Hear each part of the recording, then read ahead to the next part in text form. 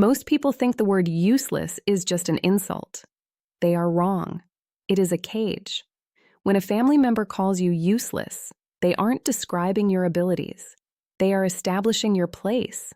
They are telling you that no matter how hard you work, no matter what you build, your only purpose in their story is to be the audience to someone else's greatness. My mother built that cage for me when I was a child, and she reinforced the bars every single Sunday for 38 years. But here is the thing about keeping a quiet woman in a cage. Eventually, she learns how to pick the lock, and when I finally opened mine, I didn't just walk out. I walked up to the microphone at the Bellevue Grand Hotel and tore my brother's golden pedestal to the ground. Welcome back to the channel. Grab a cup of coffee, get comfortable, and remember that the people in these stories had every chance to tell the truth. They just decided the lie was more profitable. Drop a comment, and if you're new here, hit subscribe. You belong with the people who pay attention. My name is Clara. I am 38 years old. I live in a quiet second-floor apartment in Seattle where the rain hits the windows like a steady, unbothered metronome. I am a senior forensic accountant.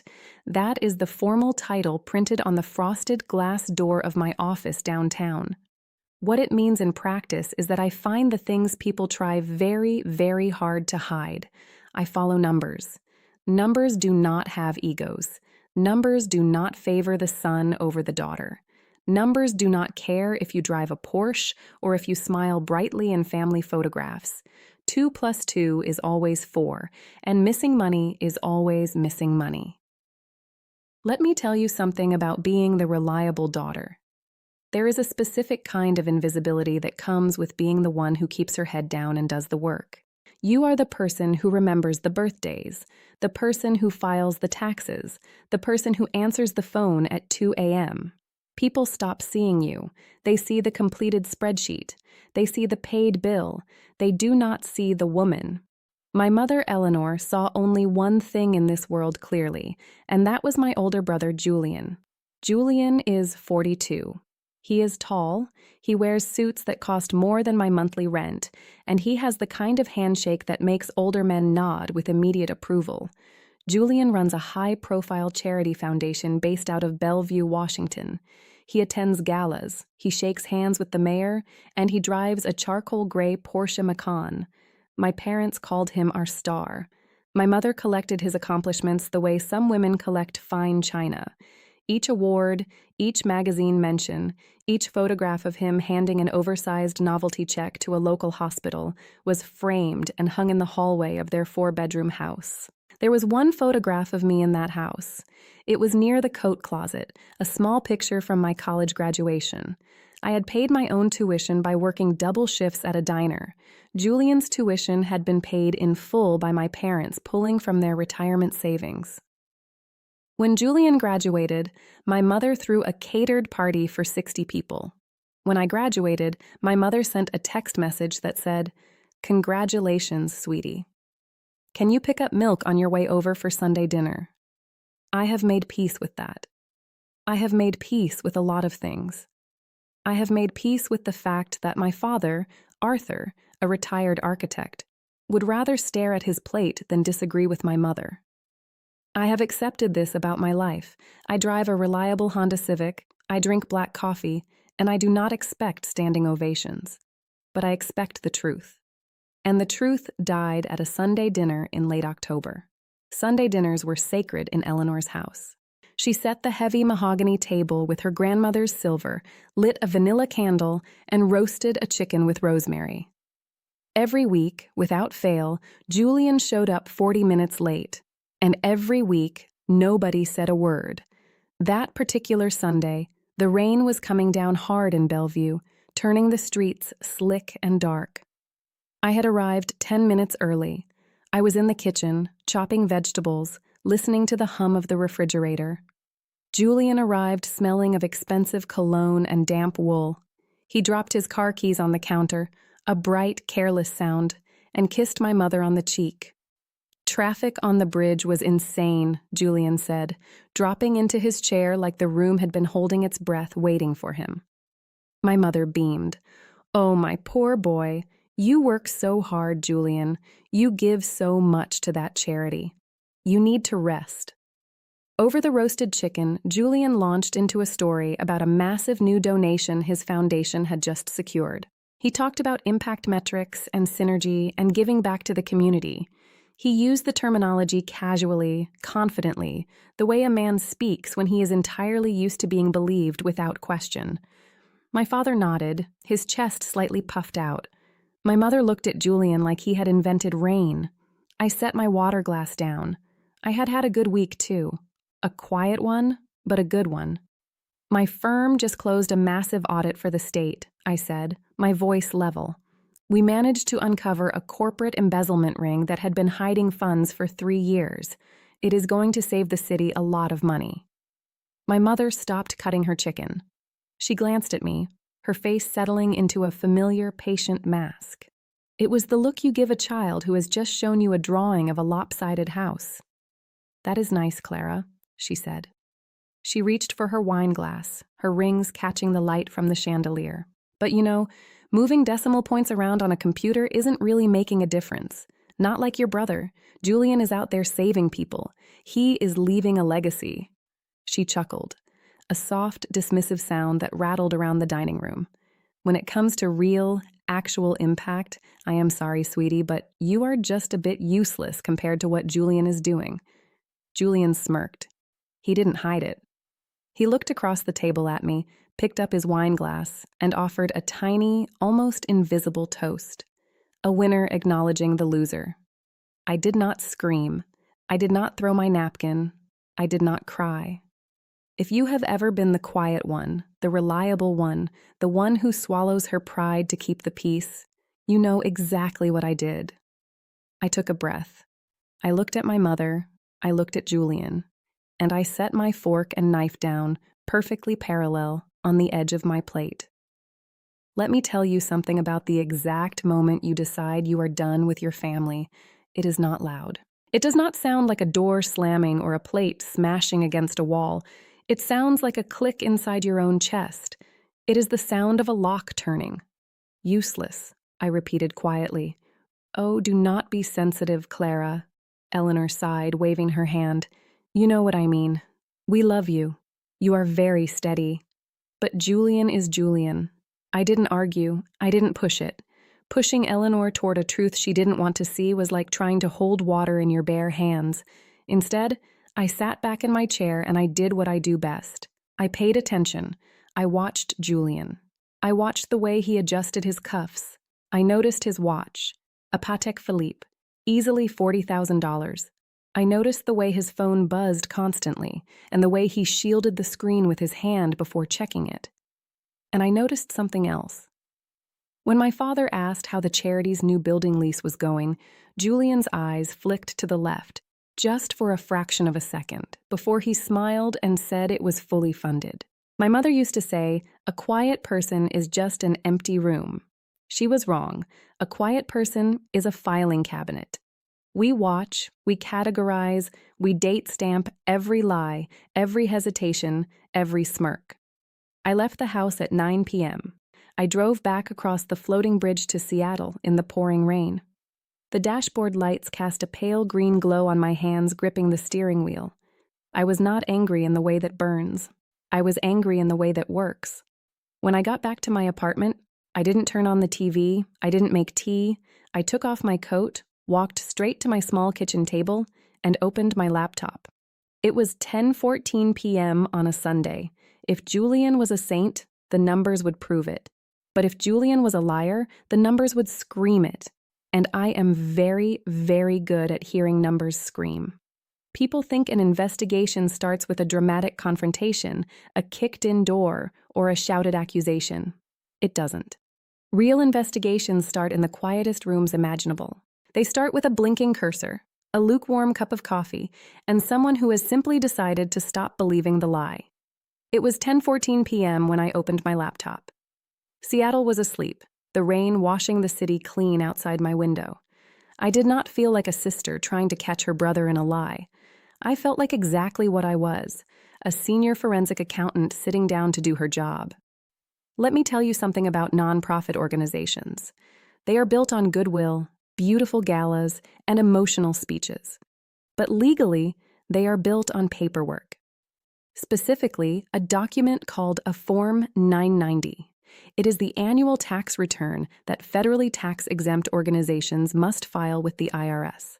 These documents are public record. Anyone with an internet connection can look them up. Most people never do because most people are entirely bored by numbers. But numbers are the only things in this world that never try to manipulate you. I pulled up the last 4 years of Form 990s for Julian's charity, the Bellevue Foundation for Youth and Urban Progress. At first glance, the numbers were exactly what Julian bragged about at the dinner table. Millions of dollars in corporate donations, huge grants, a massive influx of cash year over year. But fraud, the elegant kind of fraud that men in expensive suits commit, is rarely found in the incoming money. You do not steal the money before it enters the house. You steal it out the back door while everyone is looking at the front porch. I skipped the revenue section and went straight to Part 9, Statement of Functional Expenses.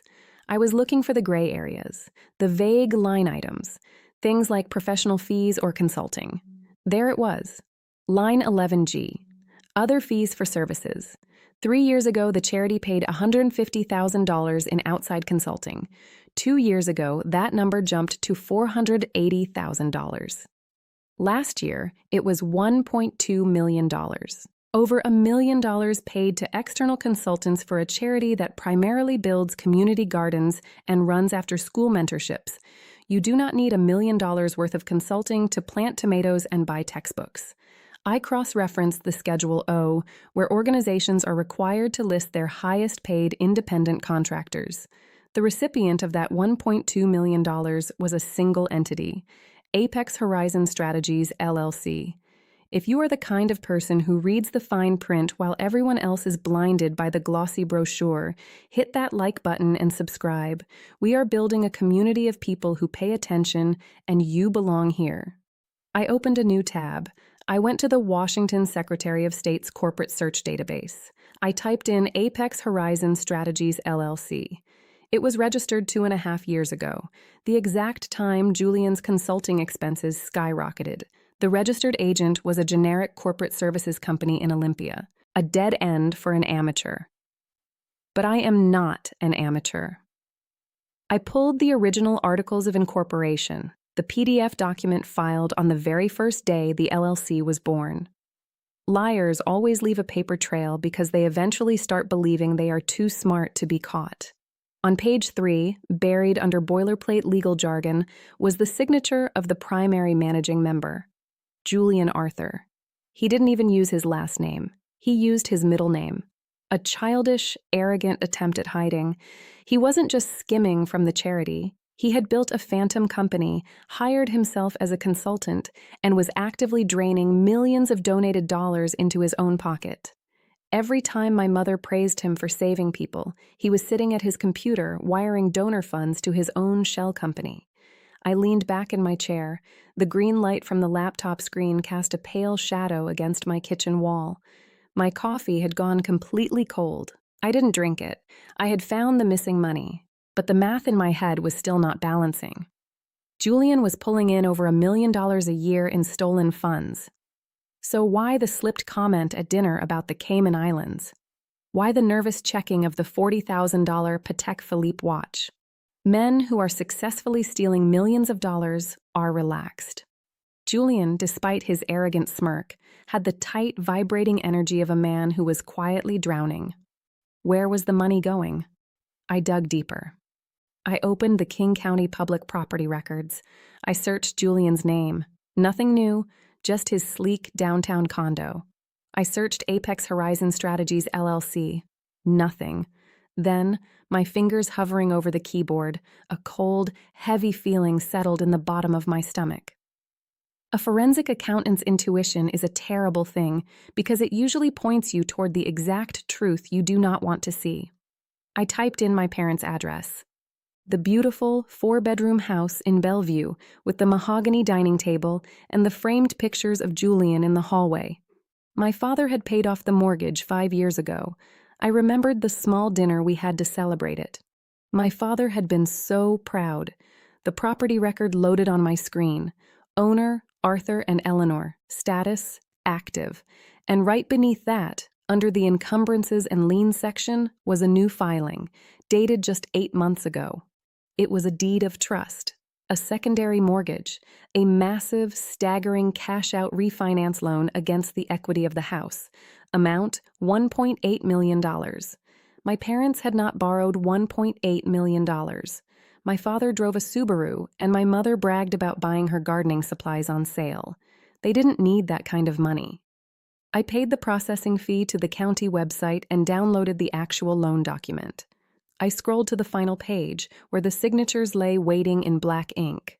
There was my father's signature, shaky and thin. There was my mother's signature, neat and looping. And directly below them, listed as the primary beneficiary of the funds, was a bank routing number that I had just spent 2 hours tracing.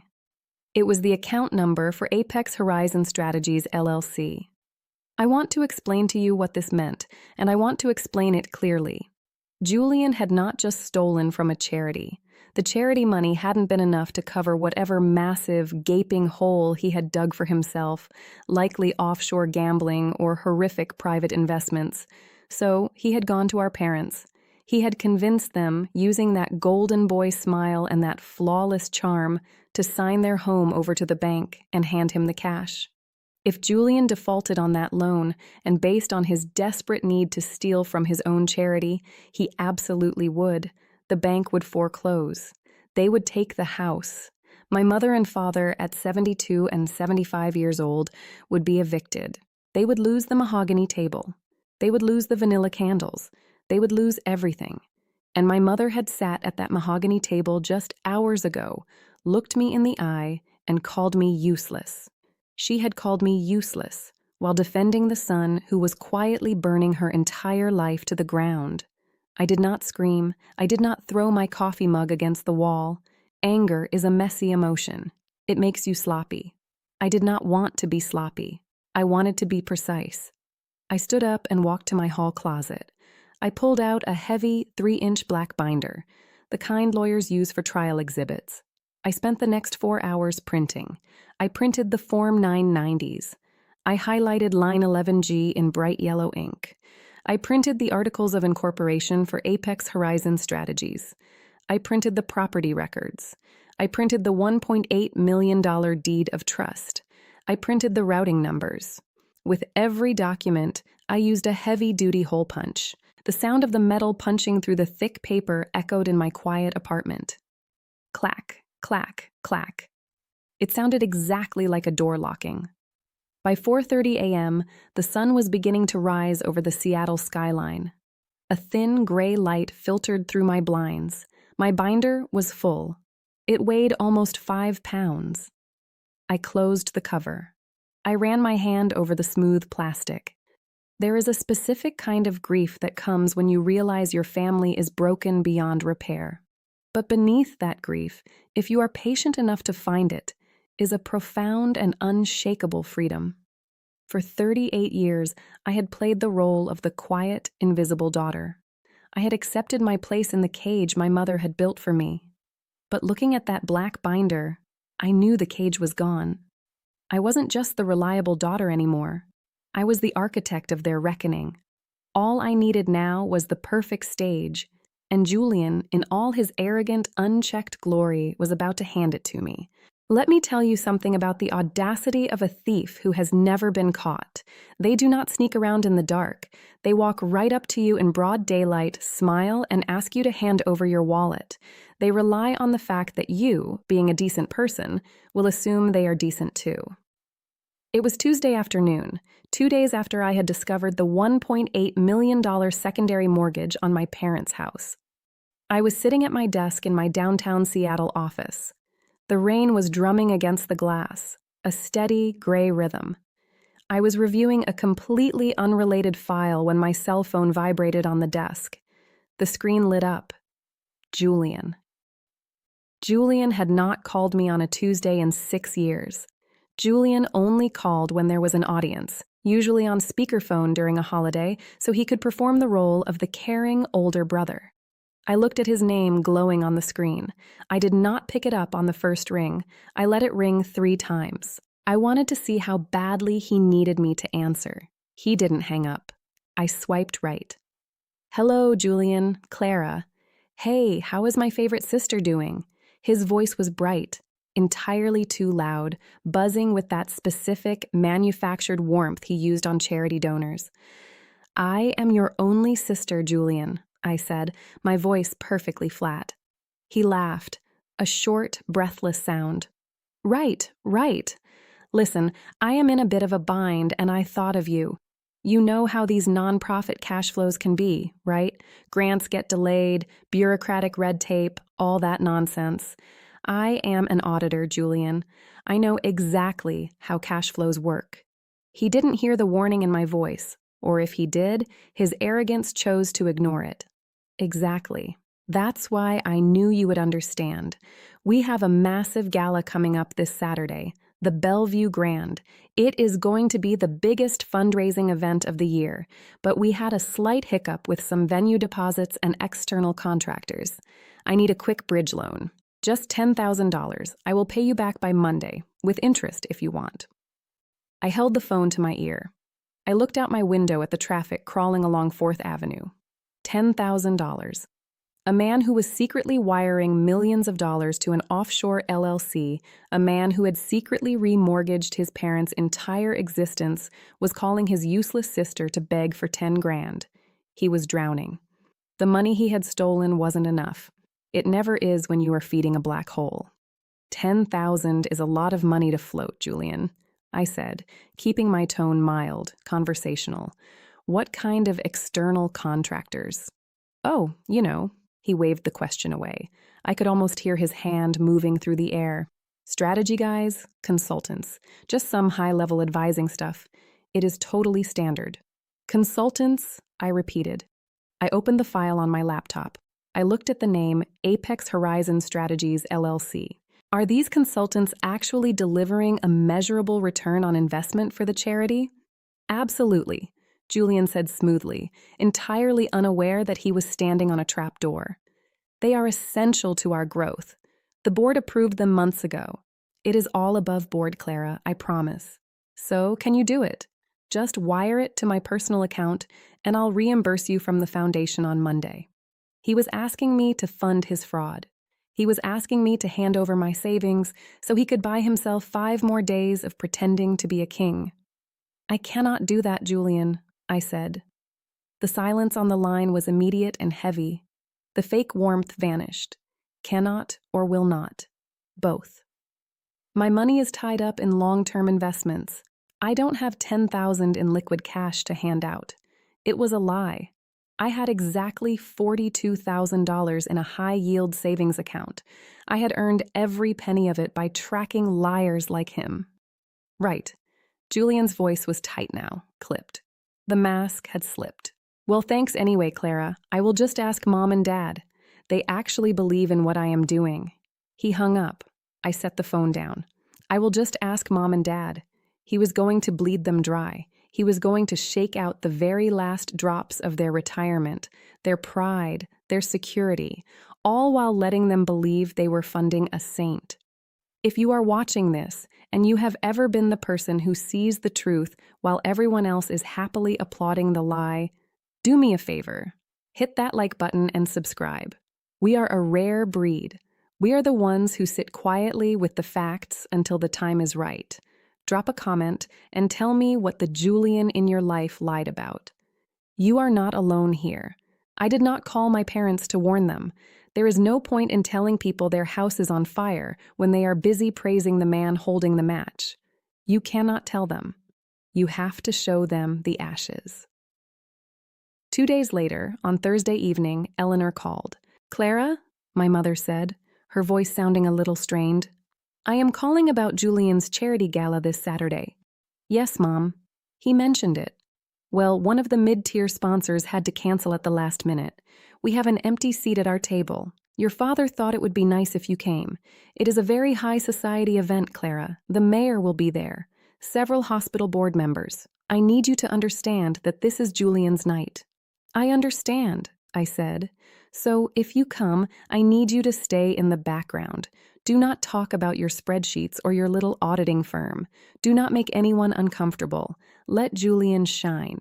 And please, Clara, do not wear that drab gray suit you always wear. Try to look like you belong in the room. Let me tell you something about being told to stay in the background. When people tell you to stay in the background, what they are really saying is that they need you to be part of their scenery.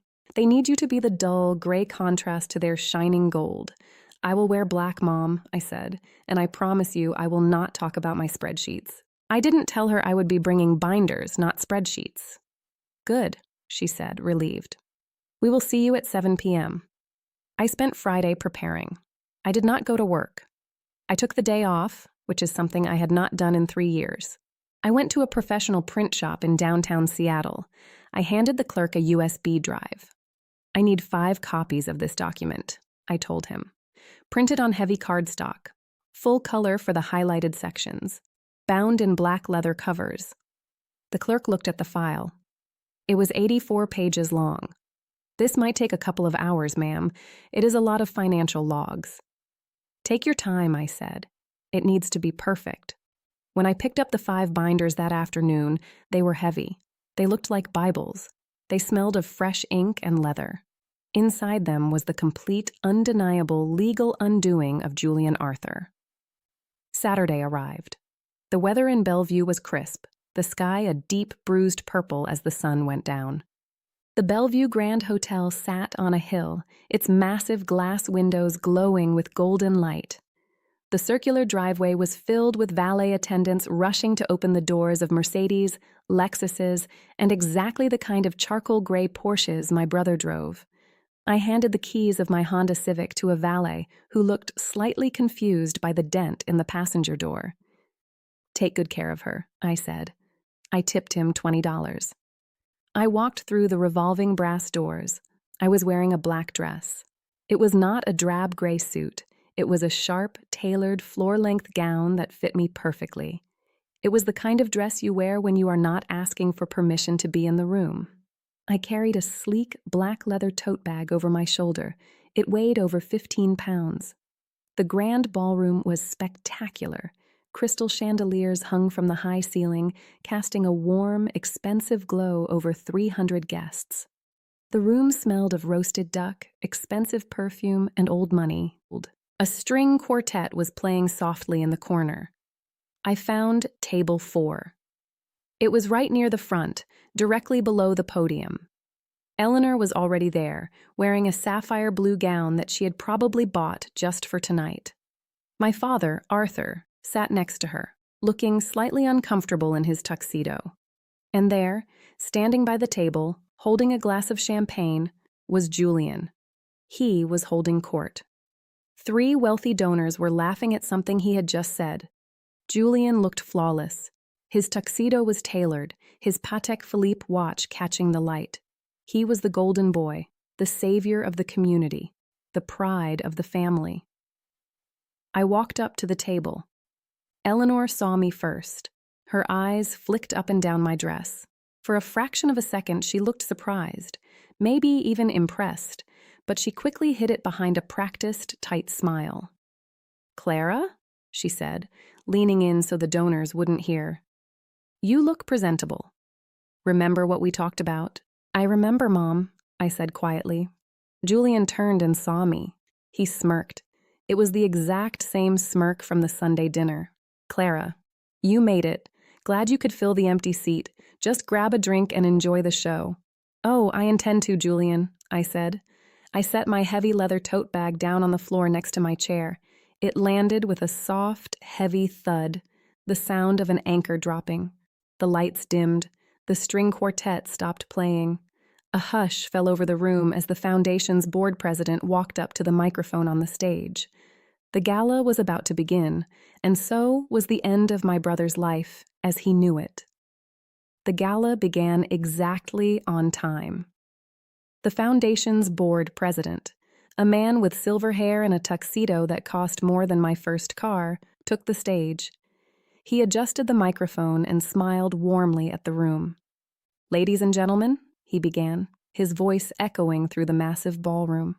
We are here tonight to celebrate vision. We are here to celebrate impact. But most importantly, we are here to celebrate the man whose tireless dedication makes all of this possible. A man who gives without asking for anything in return. Please welcome our founder and director, Julian Arthur. The room erupted. 300 wealthy donors, local politicians, and hospital board members stood up. A standing ovation. The string quartet played a triumphant swell. At table 4, my mother stood up faster than anyone else. She was clapping so hard her sapphire bracelet jingled. She looked at Julian as he walked up to the stage, her eyes shining with absolute adoration. My father stood beside her, clapping dutifully. Julian took the stage. He raised his hands, a humble, practiced gesture asking them to sit. He adjusted the microphone. He looked out over the sea of faces, and then, inevitably, his eyes found our table. He looked at Eleanor. He looked at Arthur. And then he looked at me. His smile widened just a fraction. It was the smile of a man who believed he owned the world, and that I was merely a guest in it. "Thank you," Julian said, his voice thick with manufactured emotion. "When I started this foundation, I had a simple dream. I wanted to help those who couldn't help themselves. Running a charity is a sacrifice. It takes long hours. It takes sleepless nights. But when I look around this room, when I see the community we've built, I know every sacrifice was worth it." He paused, letting the silence do the work. It was a brilliant performance. "I couldn't do this without my family," he continued, placing a hand over his heart. "My parents, Arthur and Eleanor, who taught me the value of giving back. They taught me that true success isn't about what you keep, it is about what you give away." My mother pressed a hand to her mouth, tears welling in her eyes. The woman sitting next to her patted her shoulder. "So tonight," Julian concluded, raising his glass of champagne, "I ask you to open your hearts and open your checkbooks so we can continue to do the vital work of saving this community." "Thank you." The applause thundered again. Julian stood at the podium, soaking it in. The board president walked toward him to shake his hand. That was when I stood up. "Let me tell you about the physical sensation of walking into a fire you built yourself. You do not feel the heat. You only feel the absolute icy certainty of the math in your head." I reached down and picked up the heavy black leather tote bag. I stepped away from table 4. "Clara," my mother hissed, grabbing my wrist as I passed her chair. Her fingers dug into my skin. "What are you doing?" "Sit down." "The waiter is bringing the salads." "I have to deliver a message, Mom," I said quietly. I pulled my wrist free. I did not look back at her. I walked down the center aisle of the ballroom. The applause was beginning to die down. People were taking their seats. The clinking of silverware returned. But my footsteps on the hardwood floor were heavy, deliberate, and moving in the wrong direction. I walked up the 4 carpeted steps to the stage. The board president looked confused. Julian saw me approaching, and for a split second, the polished mask slipped. A flicker of real, genuine panic crossed his eyes before he quickly replaced it with a brotherly, patronizing smile. He probably thought I was coming up to give an impromptu, emotional tribute. He thought I had finally accepted my role as his audience. "Clara," Julian whispered, stepping slightly away from the podium. "What are you doing up here?" I did not answer him. I walked to the wooden podium. I set the heavy leather bag down on the surface. It landed with a loud, resonant thud that echoed through the microphone and out across the 300 silent guests. The room went entirely quiet, the kind of quiet that happens when a crowd realizes the script has suddenly changed. I unzipped the bag. I pulled out 5 heavy black 3-inch binders. I handed the first one to the board president, who took it reflexively, his brow furrowed.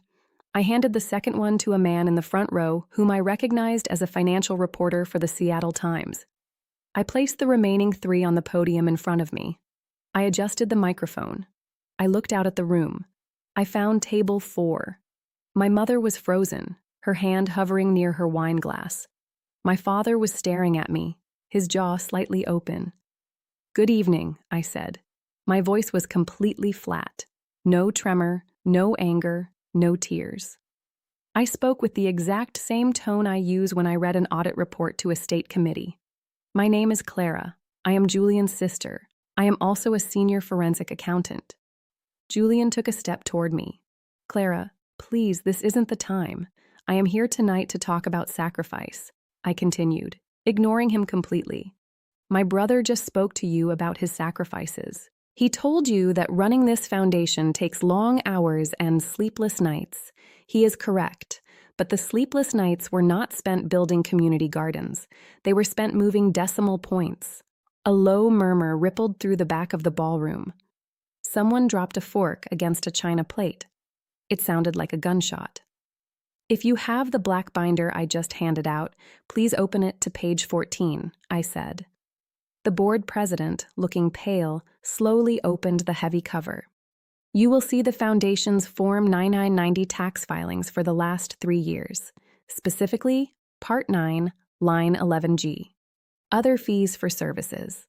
Over the past 36 months, this charity has paid exactly $2.8 million in consulting fees to a single external entity, Apex Horizon Strategies, LLC.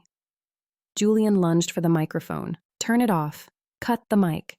He yelled at the sound technician in the back of the room, but the technician was frozen, staring at the stage like everyone else. I placed my hand firmly over the base of the mic stand, holding it in place, and leaned in closer. "If you turn to page 22, I said, my voice cutting through Julian's panic like a scalpel, you will find the Articles of Incorporation for Apex Horizon Strategies. The sole managing member, the only registered owner of that LLC, is Julian Arthur. He is the consultant. He has been systematically draining donor funds into a shell company he created, paying himself $2.8 million to advise his own charity." The silence in the room was no longer just quiet. It was a vacuum. It was the sound of air being sucked out of 300 lungs simultaneously. Julian's face was completely drained of blood. He looked like a corpse in a very expensive tuxedo. He was backing away from the podium, his hands raised slightly, looking around the room for an exit, for a friendly face, for anyone to save him. Nobody moved. "But the charity funds were not enough," I said. I looked directly at table 4. I looked at my father. 3 days ago, I pulled the King County public property records. If you turn to page 45, you will find a secondary mortgage. A deed of trust filed 8 months ago against my parents' primary residence in Bellevue. The amount is $1.8 million. My mother stood up. Her chair scraped violently against the floor. "Clara, stop it. What are you saying? Arthur, make her stop." Her voice was shrill, desperate, breaking apart in real time. I did not stop. I am an accountant. We do not stop until the ledger is balanced. My parents did not take out that loan, I said, looking right into my mother's terrified eyes. Their signatures on page 48 are forged. The primary beneficiary of that $1.8 million cash-out refinance was the same bank routing number used by Apex Horizon Strategies. Julian didn't just steal your donations. He secretly remortgaged our parents' house to cover his offshore debts. In 30 days, when that loan defaults, the bank will take their home. She is lying. Julian finally screamed. His voice cracked. It was high, thin, and completely stripped of the golden boy charm. She has always been jealous of me. She is a liar. She is unstable. Look at the timestamps. She faked them. The routing numbers are highlighted in yellow on page 51, I said calmly to the board president, who was now staring at the binder with his mouth open, his hands shaking. The IP addresses matching Julian's personal laptop to the wire transfers are on page 60. The offshore casino ledgers are on page 84. I closed my binder. I tapped the cover once. "You do not need to take my word for it," I told the room. "The evidence is entirely public if you know where to look. I have already forwarded digital copies of this entire binder to the IRS Criminal Investigation Division, the Washington State Attorney General's Office, and the Bellevue Police Department. They received the emails exactly 4 minutes ago. Before I continue, if you are sitting there right now and you understand exactly why I had to do this in front of 300 people instead of in a private living room, hit that subscribe button. Leave a comment and tell me what you would have done. You belong here with the people who refuse to be quiet anymore. I stepped away from the podium. I did not look at Julian. There is no point in looking at a building after you have already pressed the detonator. I walked down the steps. The crowd parted for me. Nobody said a word.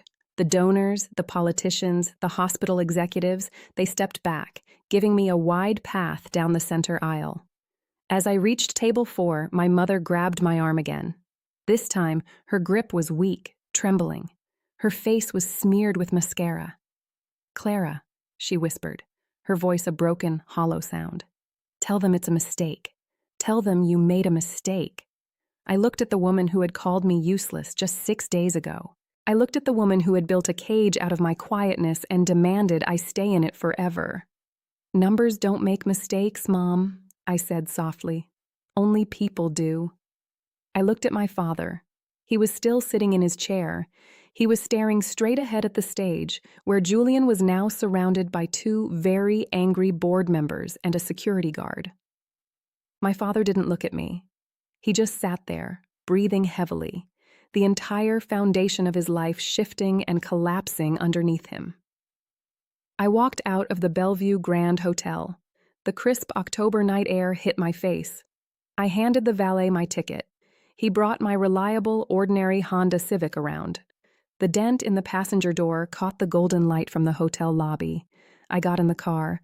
I put the keys in the ignition. I drove away, back across the floating bridge to Seattle, while the empire my brother built on my parents' backs burned to the ground behind me. Let me tell you how fast an empire falls when it is built entirely on someone else's money. It does not fall over months. It does not fall in weeks. It falls in hours, and it falls with a sound that is surprisingly quiet. I woke up on Sunday morning in my Seattle apartment. The rain had stopped, leaving the city washed clean and smelling of wet pine and cold asphalt. I made a pot of black coffee. I did not turn on the television. I sat at my small kitchen table, the one where I had punched holes in the evidence of my family's ruin just a few nights before. I picked up my phone. It had been on silent since I left the Bellevue Grand Hotel. There were 47 missed calls. If you are the kind of person who has spent your entire life being ignored by your family, you know exactly how strange it feels to suddenly be the only person they want to speak to. 32 of the calls were from my mother, Eleanor. 10 were from Julian. 5 were from numbers I didn't recognize, likely board members or charity damage control PR reps trying to find out if I was willing to retract my statements. I didn't call any of them back. Instead, I poured my coffee and I pressed play on the voicemails. "I am an auditor." I listened to the record. The first voicemail was from Eleanor, time-stamped 10:14 p.m., just minutes after I had walked out of the gala. Her voice was shrill, completely stripped of its high society polish. "Clara, pick up the phone. What is wrong with you? How could you do this to your brother in front of the mayor? You humiliated us. You need to call the board president right now and tell him you made a mistake. Tell him you were stressed. Tell him anything. Pick up the phone, Clara." I took a sip of my coffee. Denial. The first stage of a collapsing delusion. She was still trying to protect the golden child. She still thought a polite apology could unforge a signature. The second voicemail was from Julian, time-stamped 11:30 p.m. "You are dead to me, Clara. Do you hear me? You think you are so smart with your little spreadsheets. You faked those documents. I am calling my lawyers. I am going to sue you for defamation. I am going to take your apartment, your firm, everything. You are going to pay for this." His voice was shaking. It wasn't the steady, terrifying anger of a powerful man. It was the frantic, high-pitched panic of a cornered animal. Julian didn't have lawyers. He couldn't afford lawyers who dealt with federal wire fraud. He had spent his money on Patek Philippe watches and offshore bets. I deleted his voicemail. I did not need to hear a drowning man threaten the ocean. The third voicemail was from Eleanor again, time-stamped 3:14 a.m. The anger was gone. The exhaustion had set in. "Clara, please. Your father isn't speaking. He is just sitting in the dark in the living room. Julian won't tell us what's going on. He locked himself in his condo." "Clara, the bank, the mortgage you talked about. Is it true? Did he really put our house up? Please, sweetie, call me back. I don't understand." Sweetie. She hadn't called me that with any real warmth since I was a child. She only used it when she was managing me. But now she was begging me. The woman who had looked at me across a mahogany table and called me useless was now asking the useless daughter to explain the wreckage of her life. I did not call her back. Silence is not always an absence of words. Sometimes silence is the loudest and most complete answer you can possibly give. If you are listening to this and you have ever had to let a phone ring because answering it would mean setting yourself on fire to keep someone else warm, hit that like button and subscribe. You are not cold. You are just finally protecting yourself. Drop a comment and tell me about the phone call you stopped answering. By Monday morning, the silence was broken by the rest of the world. I had handed a binder to a financial reporter from the Seattle Times at the gala. I knew his reputation. He was a man who did not care about Bellevue charity politics. He cared about paper trails, and I had handed him a flawless one. At 6 a.m. on Monday, the article went live on the front page of their digital edition. Headline: Bellevue charity founder accused of siphoning millions in extravagant embezzlement scheme. Subheadline: Whistleblower sister provides documents linking Julian Arthur to offshore LLCs and forged mortgages. The reporter had not slept. He had spent Sunday verifying the King County property deeds, running the Apex Horizon Strategies LLC registration, and confirming the IRS 990 filings. He didn't need to interview me. The math spoke for itself. At 8 a.m., the board of directors for the Bellevue Foundation for Youth and Urban Progress held an emergency meeting. They did not invite Julian. By 9:15 a.m., they issued a public statement. Julian Arthur had been terminated as director, effective immediately.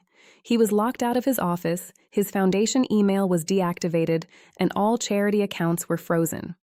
I went to work that morning. I wore a sharp black suit. I bought a coffee from the cafe across the street from my office.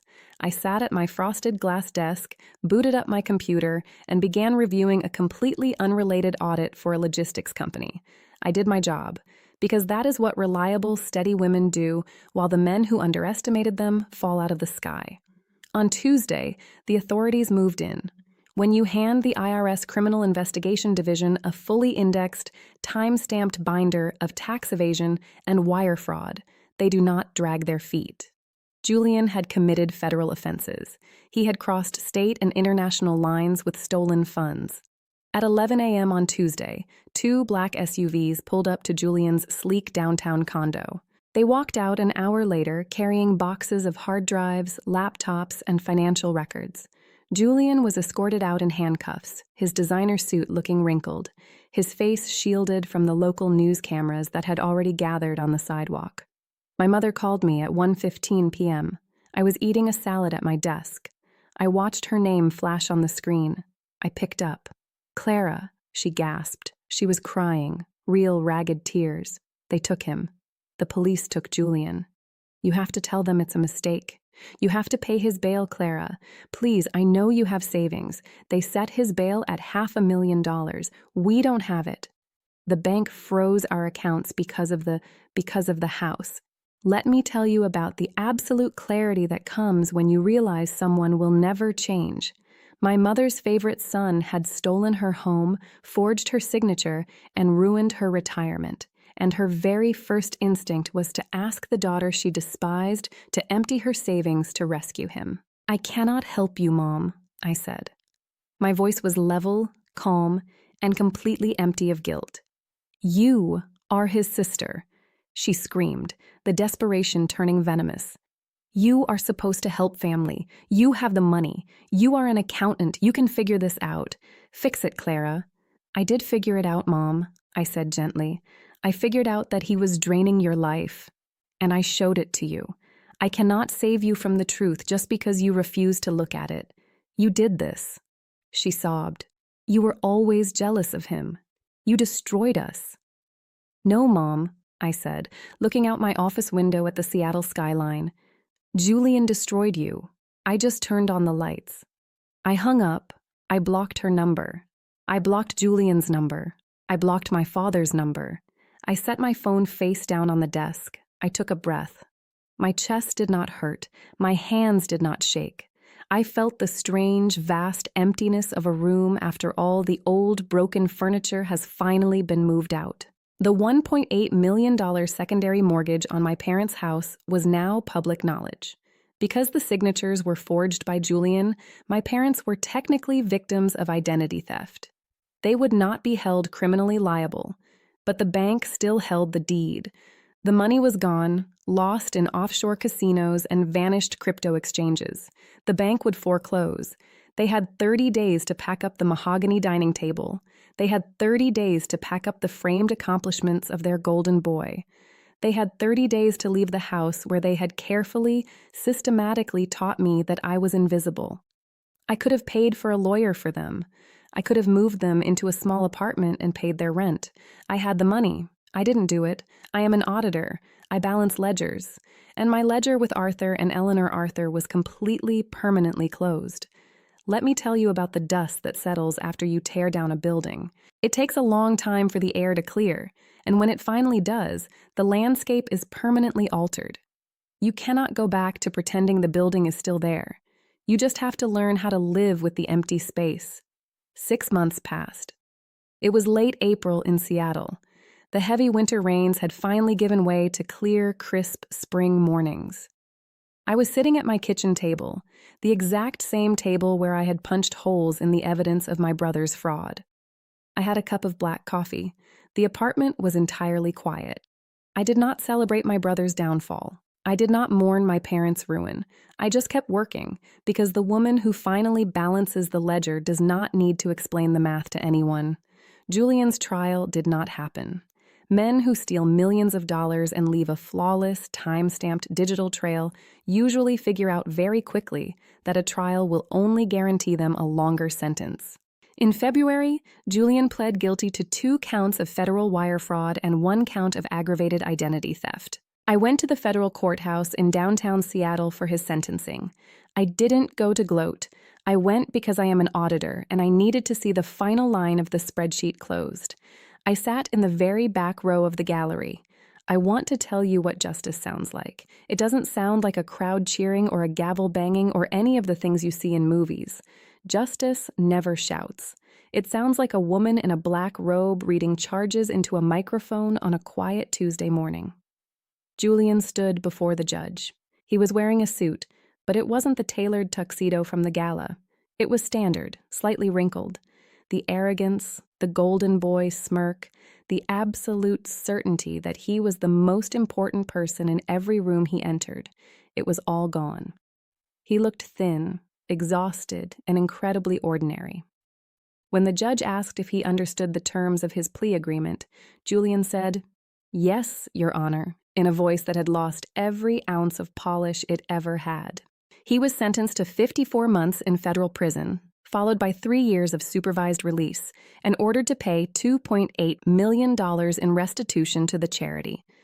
Because he had no assets left, his condo was seized, his cars were repossessed, and his offshore accounts were frozen. He was declared entirely bankrupt. My parents were not in the courtroom. 30 days after the gala, the bank had formally foreclosed on the 4-bedroom house in Bellevue. My father, a retired architect who had paid off that house with 30 years of quiet labor, was forced to pack his entire life into cardboard boxes. Because the secondary mortgage was in their names, and because the bank needed to recoup the $1.8 million Julian had stolen, my parents' credit was completely annihilated. They had an estate sale on a rainy Saturday. I didn't go, but I saw the listing online. They sold the vanilla candles. They sold the grandmother's silver, and they sold the heavy mahogany dining table. They had to sell it because they were moving into a 900-square-foot, 2-bedroom apartment in a cheap suburb 40 miles away. You cannot fit a mahogany table into a small apartment. and you cannot fit a lie that massive into a small life. My mother wrote me a letter about 3 months after they moved. It arrived in a plain white envelope. My name was written in her careful, looping cursive. I recognized the handwriting immediately. It was the same handwriting that had been forged on the mortgage documents. I stood at my kitchen counter and opened it. The letter was 2 pages long. She did not start with an apology. She started, as she always did, with her own suffering. She wrote about the small apartment. She wrote about how my father rarely spoke anymore, how he just sat by the window staring at a parking lot instead of his garden. She wrote about how she couldn't afford her usual groceries, how the neighbors were loud, and how the humiliation of losing their status in the Bellevue community was destroying her health. And then, at the very bottom of the second page, she wrote the lines she had been building up to. Julian is in a terrible place. He is your brother. We have lost everything. You have the money, Clara. You have a successful firm. You could buy us a small house. You could hire a better lawyer for Julian's appeals. How can you sleep at night knowing your family is living like this? We are your parents. You owe us. Let me tell you something about the word owe. People use that word when they have run out of things to steal from you. They use it to make you feel like the boundaries you built are actually debts you haven't paid. My mother had raised me for 38 years. She had provided food, clothes, and a roof, but she had also systematically taught me that I was invisible. She had kept a single fading photograph of me near a coat closet while building a shrine to my brother in the hallway. She had looked me in the eye across a mahogany table, knowing I had paid my own way through life, and called me useless. I did not write back. I folded the letter exactly as I had found it. I walked to my desk, opened the bottom drawer, and placed the letter inside. I put it right next to my passport and a copy of the black binder. Some letters are for the drawer. Some truths do not require a stamp, and some questions do not deserve an answer. I didn't answer it because I sleep perfectly fine at night. I sleep the way a person sleeps when they have finally set down a suitcase they were carrying up a very long flight of stairs.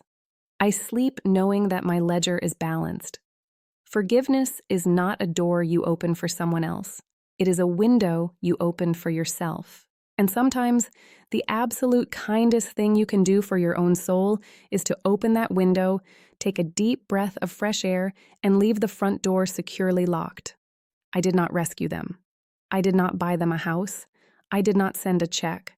I let them live in the reality that their favorite son had built for them. I chose myself, and choosing yourself is the bravest, quietest, most radical thing a human being can do. I want to talk to the people watching this right now. I know you are out there. There is a woman watching this who has been the reliable one for 30 years. There is a man watching this who pays the bills, remembers the birthdays, and fixes the leaks, only to be told he is too quiet or too ordinary. There is someone sitting at a family dinner table right now, listening to a sibling brag about accomplishments built on borrowed money and stolen credit, while the parents nod in blind adoration. If that is you, I need you to listen to me very carefully. When your family calls you useless, or difficult, or uncomfortable, you do not have to argue with the word. You only have to notice who is using it and what they are trying to protect. In my experience, when toxic people call you useless, what they really mean is that you can no longer be used. Dignity is not a shouting match in a living room. Dignity is a filing system. Dignity is keeping the records. Dignity is sitting quietly with the math until the math is undeniably, legally perfect. You do not need to burn the house down to escape it. You just need to build a heavy black binder, place it on a podium, and walk out the front door. My name is Clara. I drive a reliable Honda Civic with a dent in the passenger door. I drink black coffee. I am a senior forensic accountant, and I find the things people try very, very hard to hide. I am not the golden child. I am not the star. I am the woman who kept the receipts. And the next time someone tells you that the quiet people in the room don't matter, remind them that the quiet people are the ones auditing the ledger. If this story met you where you are, if it reminded you of a truth you have been holding quietly in your own life, drop a comment below. Tell me what your family called you and tell me how you finally proved them wrong. I will read every single one of them. Subscribe to the channel, hit the notification bell, and join this community of people who refuse to stay in the background anymore. Thank you for sitting with me tonight. You gave me your time, and that is not nothing. I will put the kettle on for tomorrow.